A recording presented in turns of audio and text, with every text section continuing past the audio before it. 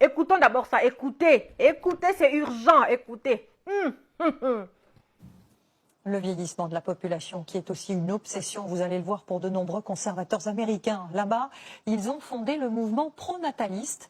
Leur credo, faire des bébés sous peine de voir notre civilisation disparaître, et ils comptent bien peser dans la prochaine élection présidentielle. Axel Monnier et Mathieu Derrien.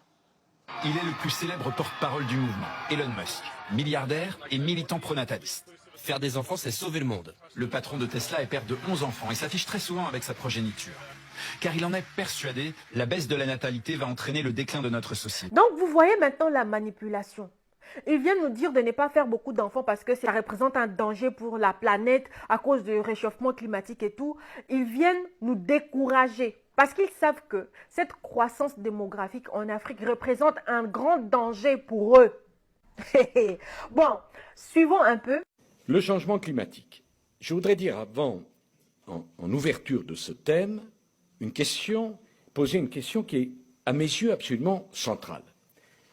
Un phénomène que nous n'avons jamais connu, jamais, c'est la pression démographique planétaire qui va nous amener, tenez-vous bien, à passer de 7 milliards d'habitants à 11 milliards et demi en 2100 demain matin.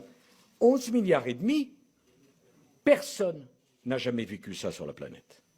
Il y aura à ce moment-là plus d'habitants sur la planète qu'il y en a à l'heure actuelle depuis que les premiers hominidés, il y a 3 millions d'années, sont arrivés. Quand vous êtes un pays pauvre, où vous laissez la démographie galopante, vous avez 7, 8 enfants par femme, vous ne sortez jamais de la pauvreté. Parce que même quand vous avez un taux de croissance de 5 ou 6%, vous n'arrivez jamais en... Ils vont venir avec des campagnes LG alphabet là.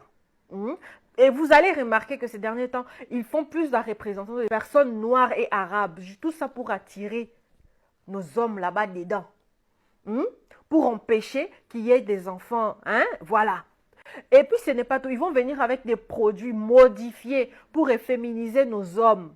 Mais ils ne savent pas que chez nous, là-bas en Afrique, on a des noix, des colas, des macassous, de tout ça là pour nos ongles, ça vaut pikiliki.